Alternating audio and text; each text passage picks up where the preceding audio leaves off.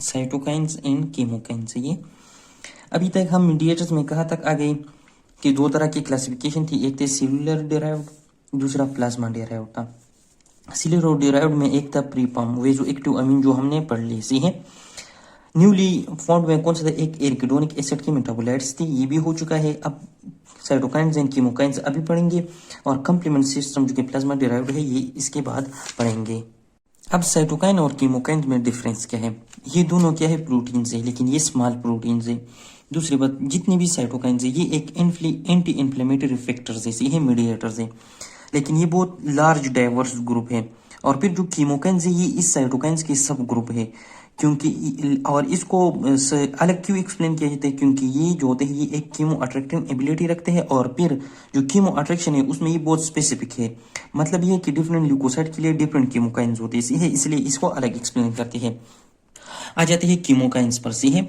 जब भी कोई स्टिमुलस आ जाए, नेक्रोटिक सेल हो या कोई मैक्रोफेज हो या कोई और फॉरेन बॉडी हो, वो आकर क्या कर देते हैं, डिफरेंट सेल्स को सिग्नल्स देते हैं। इसमें इन्वॉल्व है mast cell, lymphocyte, macrophages, dendritic cells, ये मेन सेल्स है। इसके अलावा एंडोथेलियल, इपिथेलियल, कनेक्टिव टिश्यू और मेसेनकाइमल सेल्स भी होते हैं।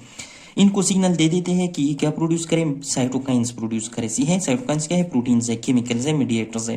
तो ये इनकी प्रोडक्टिव सेल्स हो गई। सही है, इन्होंने क्या किया, साइटोकाइंस रिलीज किए। साइटोकाइंस बहुत सारे हैं, लेकिन मेनली जो यहाँ पर डिस्कस हुए वो ट्यूमर नेक्रोटिक फैक्टर होगा और इंटरल्यूकिन 1 होगा। फिर ये साइटोकाइंस करते क्या है, जाहिर बात है ये मीडिएट करते हैं और रेगुलेट कर देते हैं। मतलब ये कि ये जो जितनी भी इम्यून और इन्फ्लेमेटरी रिएक्शन होती है उनका इनिशिएशन, फिर उनकी किस किस लेवल तक इंक्रीज आना चाहिए, डिक्रीज आना चाहिए, उनको कब रोकना चाहिए, ये सारे क्या कर देता है, मीडिएटर्स करते हैं, साइटोकाइंस करते हैं। अब इन्होंने फिर ये जो दो मेनली एक्सप्लेन किए हैं इसको पढ़ते हैं। Tumour necrotic factor TNF and interleukin 1 IL-1।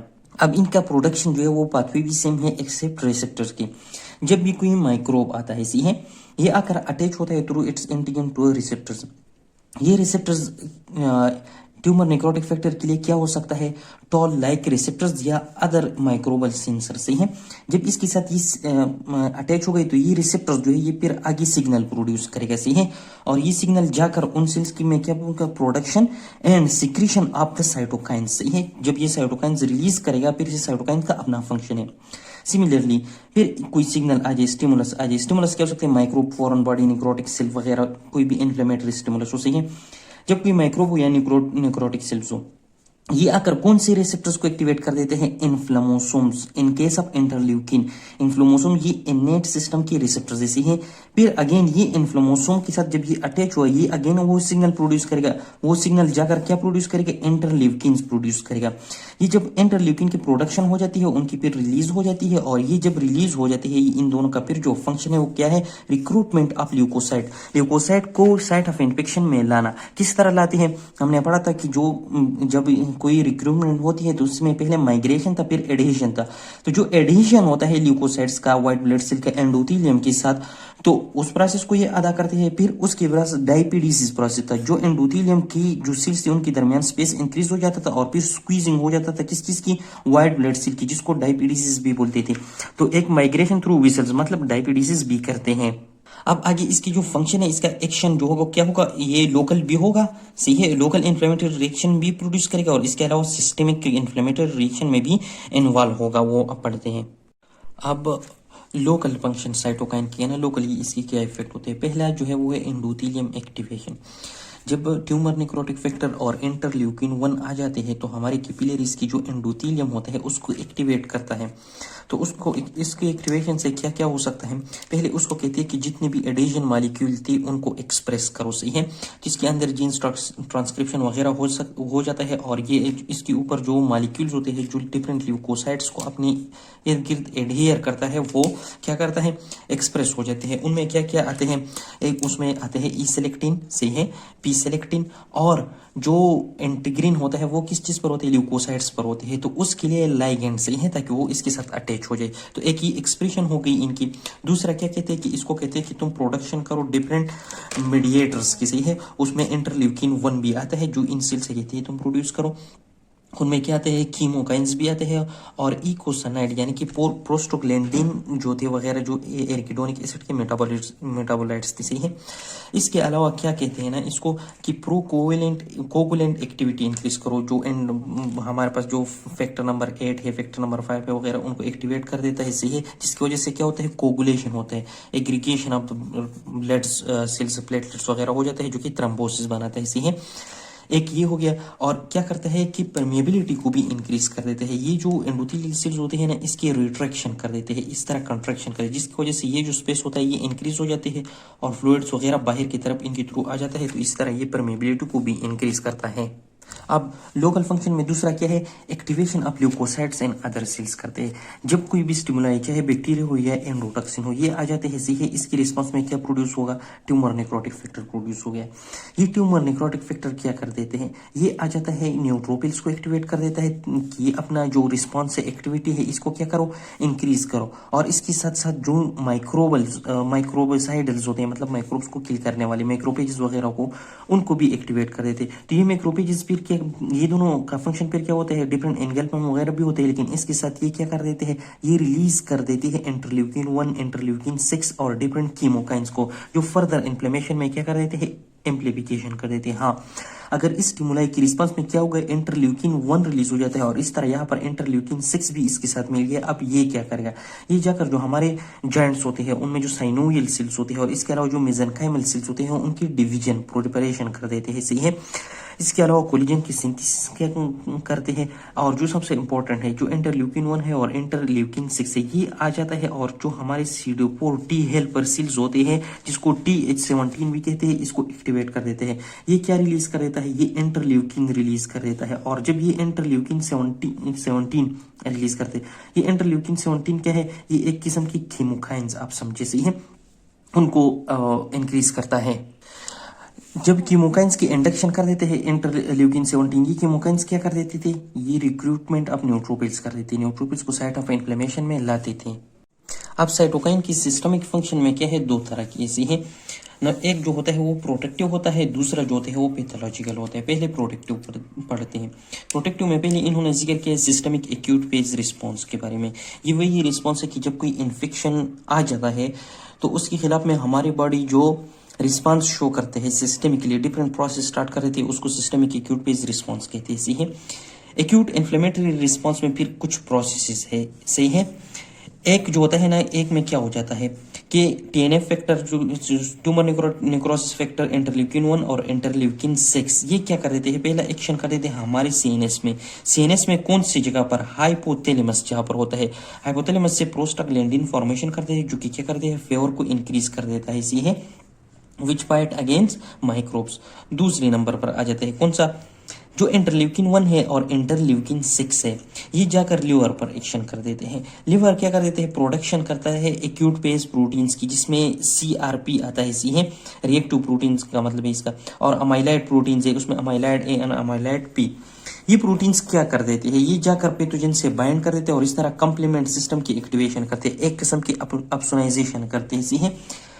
3 number पर हम ये कहेंगे कि जो ट्यूमर नेक्रोसिस फैक्टर इंटरल्यूकिन 1 और इंटरल्यूकिन 6 सेम एज दिस, ये जाकर बोन मेरो पर एक्शन कर देते हैं और बोन मेरो से कहते हैं कि ल्यूकोसाइट प्रोडक्शन करो, और इस तरह ल्यूकोसाइटोसिस होते हैं। ल्यूकोसाइटोसिस वही प्रोसेस है कि जब हमारे बॉडी में व्हाइट ब्लड सेल की कंसंट्रेशन इंक्रीज होता है। अब पैथोलॉजिकल पर आ जाते हैं।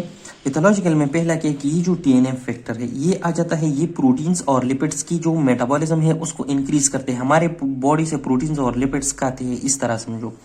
और दूसरा जाकर हमारे CNS में जो एपेटाइट सेंटर होता है उसको सप्रेस करता है, जिसकी वजह से एक बंदे को एपेटाइट नहीं लगती, मतलब वो खुराक नहीं खाता, और दूसरी तरफ उसके बारे में जो ऑलरेडी पड़े लिपिड्स और प्रोटीन्स है वो खत्म होती जा रही है, उसकी डाइजेशन होता जा रहा है, कैटाबॉलिज्म होता जा रहा है, जिसकी वजह से क्या हो जाता है, उस बंदी को एक कंडीशन हो जाते हैं केकेक्सिया। केकेक्सिया में क्या होते हैं, वेट लॉस होता है, जाहिर बात है, प्रोटीन्स और लिपिड्स जाते हैं, मसल एट्रोफी होते हैं, अगेन वही बात वेट लॉस वाला, सही है। और इसके अलावा इनोरेक्सिया, क्योंकि एपेटाइट सेंटर सप्रेस से बंदे की खाने को दिल नहीं करता, सही है, और उसको साइकोलॉजिकली भी इस तरह लगता है कि मैं बहुत मोटा हूँ और खाना नहीं खाता, सही है, एक डर होता है उसको। लेकिन उसके साथ क्रोनिक इन्फेक्शन और जो कैंसर वगैरह है इसका भी हो सकता है। दूसरा जो ट्यूमर निक्रोटिक फैक्टर है, ये क्या करते हैं, कार्डिक आउटपुट को डिक्रीज करते हैं जब ये हमारे हार्ट पर एक्शन करते हैं। हम सबको पता है कि कार्डिक आउटपुट का कम होना कितना नुकसानदेह है।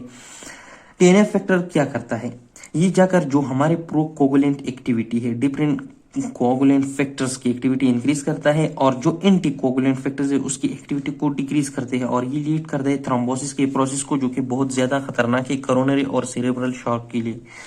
इसके अलावा जो टीएनएफ फैक्टर है और इंटरल्यूकिन 1 है, ये क्या कर देते हैं, जाकर जहां पर इंसुलिन और रिसेप्टर के दरमियान इंटरेक्शन होती है, सिग्नलिंग होती है, उसको एम्पेयर करता है, जिसकी वजह से वो बंदा इंसुलिन रेजिस्टेंस बनता है और ये लीड करता है टाइप 2 डायबिटीज को। सही है। अब इसके बाद आखिर में क्या कहते हैं कि ये टीएनएफ फैक्टर क्या करते हैं, एम्प्लीफिकेशन ऑफ द इन्फ्लेमेशन करता है। सही है। तो इसलिए ये लीड कर सकता है क्रोनिक इन्फ्लेमेटरी डिजीज में, जिसमें रिमोटाइड आर्थराइटिस भी है और सोरियासिस है, किस तरह कोई डिजीज भी है और इन्फ्लेमेटरी बॉल डिजीज भी है। तो इनकी ट्रीटमेंट के लिए हम क्या करते थे कि टीएनएफ एंटागोनिस्ट कर दे देते हैं कि ये जो ट्यूमर निक्रोसिस फैक्टर है ये ब्लॉक हो जाए। लेकिन इसके साथ हमने बहुत सारी कॉम्प्लिकेशन देखी, क्या कि जो मैक्रोफेजेस की एक्टिविटी थे, डिफरेंट पैथोजेंस को ये एलिमिनेट करता था बॉडी से, वो डिक्रीज हो जाते। इसकी वजह से वो बंदा जो होते हैं इन्फेक्शन को ससेप्टेबल बन जाता है। सही है। और फिर कहते हैं कि ये इतना इफेक्टिव भी नहीं है। क्यों नहीं है, क्योंकि जो इंटरल्यूकिन 1 है ये भी ऑलमोस्ट ट्यूमर निक्रोटिक फैक्टर की तरह फंक्शन करते हैं। इन दोनों के फंक्शन इस तरह कहते हैं कि ओवरलैप्ड है, सेम है। तो हमें क्या करना चाहिए कि इंटरल्यूकिन 1 को भी ब्लॉक करना चाहिए। लेकिन अगर हम अकेले इंटरल्यूकिन 1 एंटागोनिस्ट देते तो वो भी इफेक्टिव नहीं होगा। तो हम क्या कर देते हैं कि ट्यूमर निक्रोसिस फैक्टर और इंटरल्यूकिन 1 दोनों के एंटागोनिस्ट दे देते हैं ताकि ये दोनों ब्लॉक हो जाए। लेकिन फिर भी हमने ऑब्जर्व किया कि इतना फर्क नहीं आया। क्यों? क्योंकि और भी ऐसे केमिकल्स है जो कि ये प्रोसेस ड्यूरिंग इन्फ्लेमेशन क्या करता है, प्रोसीड करता है। अब आगे कीमोकाइंस की थोड़ा मैकेनिज्म एक्सप्लेन किया। लेट से ये कीमोकाइन मॉलिक्यूल है, ये जब आ जाता है ल्यूकोसाइट के सरफेस पर 7 फोल्डेड क्या होते हैं, रिसेप्टर्स होते हैं। सही है। इन रिसेप्टर्स को कहते हैं जी कपल प्रोटीन। जब कीमोकाइन इस पर एक्टिवेट हो जाते हैं तो इसकी इनर पार्ट जो होता है इस रिसेप्टर वो एक्टिवेट करते हैं जी प्रोटीन को। जी protein different signalling pathways generate कर देते हैं और ये पाथवेज जाकर डिफरेंट प्रोसेसेस करते हैं, उनमें जीन्स की ट्रांसक्रिप्शन ट्रांसलेशन वगैरह भी है। तो इसके थ्रू क्या हो जाता है, डिफरेंट रिसेप्टर्स बन जाते हैं जो कि इस सेल के सरफेस पर क्या हो जाती है, एक्सप्रेस हो जाती है। अब ये जो कीमोकाइन रिसेप्टर्स है, ये इसमें दो की एग्जांपल है CXCR4 और CCR5। ये मैं क्यों ले रहा हूँ, क्योंकि ये रिसेप्टर्स ऐसे कि जो HIV होता है, ये HIV वायरस है, ये भी आकर इसके साथ क्या कर देता है, बाइंड कर देता है। जब ये बाइंड कर देता है ये भी अंदर की तरफ से जी प्रोटीन एक्टिवेशन करेगा, जाकर वो जीन्स ट्रांसक्रिप्शन वगैरह के थ्रू इस ही HIV की प्रोटीन्स बनाएगा, क्योंकि ये अपने अंदर की तरफ अपना ये जेनेटिक मटेरियल दे देगा, सेल्स के अंदर से ही इनकॉर्पोरेट करेगा। फिर जब ये इस तरह वायरसेस की कॉपीज बनेंगे अंदर की तरफ से, तो ये किस चीज की काज है, लीडिंग टू द एड्स। सही है। तो ये वही रिसेप्टर है CXCR4 और CCR5 जो कि जिस पर कीमोकाइंस और HIV दोनों क्या कर देते हैं, एक्ट करते हैं। और ये बहुत ज्यादा क्या है, इंपॉर्टेंट पॉइंट है। सही है। इसके बाद कुछ और पॉइंट्स आते हैं, जिसमें एक आता है कि एक्यूट इन्फ्लेमेशन में क्या होता है कि जब एक माइक्रोब आ जाता है वो क्या कर देते हैं, प्रोडक्शन ऑफ कीमोकाइंस अंदर जनरेट करते हैं। ये कीमोकाइंस क्या कर देते हैं, ये एक ल्यूकोसाइट के अटैचमेंट को करता है किस चीज के साथ, एंडोथेलियल मेम्ब्रेन में पर जो एंडोथेलियम सेल्स होते हैं किसी तरह, क्योंकि इस ल्यूकोसाइट के ऊपर डिफरेंट मॉलिक्यूल्स जिसको एंटीग्रीन बोलते हैं उसको जनरेट कर देते हैं। वो जाकर अपने लाइगेंड के साथ जो कि सरफेस एंडोथेलियम के सरफेस पर तो उसके साथ बैंड कर देता है। सही है। एक ये बात हो गई। फिर इसकी कीमो अट्रैक्टिंग एबिलिटी बढ़ाता है ताकि ये क्या करे, साइट ऑफ इन्फेक्शन पर पहुंच जाए। इसको इसलिए इस तरह की कीमोकाइंस को कहते हैं इन्फ्लेमेटरी कीमोकाइंस। दूसरी टाइप के होते हैं maintenance of tissue architecture. Tissue architecture का मतलब है कि टिश्यूज की सेल्यूलर और एक्स्ट्रा सेल्यूलर स्ट्रक्चर जो होते हैं वो by composition, by size and by location, उसकी जो एनाटॉमिकल रीजन होते हैं उसकी थ्रू क्या हो, प्रॉपर हो, बराबर हो। सही है। अब इसके आगे एग्जांपल आता है। तो क्या होता है ना कि डिफरेंट स्ट्रोमल सेल वही होते हैं जो डिफरेंशिएशन की एबिलिटी अभी भी रखते हैं। सही है। ये क्या करते हैं, कीमोकाइंस की प्रोडक्शन कर देते हैं और ये कीमोकाइंस जाकर जो सेल्स होते हैं टिश्यूज में उसको डिफरेंट एनाटॉमिकल रीजन में क्या कर देते हैं, एडजस्ट कर देते हैं ताकि एक सेल जो दूसरे के एनाटॉमिकल प्लेस रिप्लेस न करे। सही है। किसी तरह इसकी एग्जांपल इस तरह है, जो टी लिम्फोसाइट होती है, बी लिम्फोसाइट, वो स्प्लीन और लिम्फ नोड्स में अलग अलग जगह रखती है। लिम्फ नोड्स की ये डायग्राम है। सही है। ये बाहर कार्टेक्स से इसके अंदर ये वाली जो जगह होता है इसमें डिफरेंट फॉलिकल्स होते हैं, इसलिए इसको फॉलिकुलर एरिया बोलते हैं। इसमें बी सेल्स जो थे उसकी रेजिडेंसी होती है, सही है। तो फॉलिकुलर रीजन में बी सेल्स की रेजिडेंसी हो गई, और फिर अंदर की तरफ ये कॉर्टेक्स है और उसके अंदर इसको बोलते हैं पैराकॉर्टेक्स। इस पैराकॉर्टेक्स में टी लिम्फोसाइट्स की क्या होते हैं, रेजिडेंसी होती है। तो अब ये कीमोकाइंस क्या कर देते हैं, इन टी सेल्स को कहते हैं कि अपने यहाँ रहना है, और बी सेल्स को कहते हैं कि अपने यहाँ रहना है, एक दूसरे की जगह नहीं लेना है। इस तरह ये क्या करते हैं, एनाटॉमिकल रीजन की पोजीशन को भी मेंटेन रखता है, टिश्यू आर्किटेक्चर मेंटेन रखता है, सही है। अब अदर साइटोकाइंस के बारे में बताया कि एक्यूट इन्फ्लेमेशन में, सही है, क्या होता है कि डिफरेंट मैक्रोफेजेस इंटरल्यूकिन 6 रिलीज कर देते हैं, सही है, और इसकी लोकल और सिस्टमिक इफेक्ट होते हैं, सही है, किस चीज पर, इन्फ्लेमेशन पर। अब जो रिमोटाइड आर्थराइटिस है, क्रोनिक इन्फ्लेमेटरी डिजीज है ना, इसकी ट्रीटमेंट के लिए हम क्या देते हैं, एंटागोनिस्ट, ताकि ये इंटरल्यूकिन 6 ब्लॉक करे और ये आगे की तरफ से अपनी इन्फ्लेमेटरी प्रोसेस को स्टॉप करे। इस तरह रिमोटाइड आर्थराइटिस क्या है, क्रोनिक इन्फ्लेमेटरी डिजीज है, उसकी ट्रीटमेंट में मदद कर सकता है, इसी इसी तरह जो टी लिम्फोसाइट्स होते हैं, जिस T helper cell most specifically, ये इंटरल्यूकिन 17 रिलीज करते हैं, जो कि न्यूट्रोफिल्स की रिक्रूटमेंट करते हैं। तो सोरियासिस ट्रीटमेंट में क्या कर देते हैं, हम इंटरल्यूकिन 17 के एंटागोनिस्ट दे देते हैं, ये भी क्रोनिक इन्फ्लेमेटरी डिजीज है। इसी तरह जो इंटरफेरॉन 1 होता है, सही है, ये क्या कर देता है, ये इनहिबिट करते हैं डिफरेंट वायरल इन्फेक्शन को, इसकी भी डिफरेंट सिस्टमिक इफेक्ट होते हैं, सही है, इन्फ्लेमेशन में। अब इससे हमें पता चल गया कि जितनी कीमोकाइंस है उसकी एंटागोनिस्ट क्या कर देते हैं, सप्रेस कर देते हैं इन्फ्लेमेशन को, क्योंकि कीमोकाइंस किस चीज में इन्वॉल्व है, inflammation, regulation and induction, control of inflammation.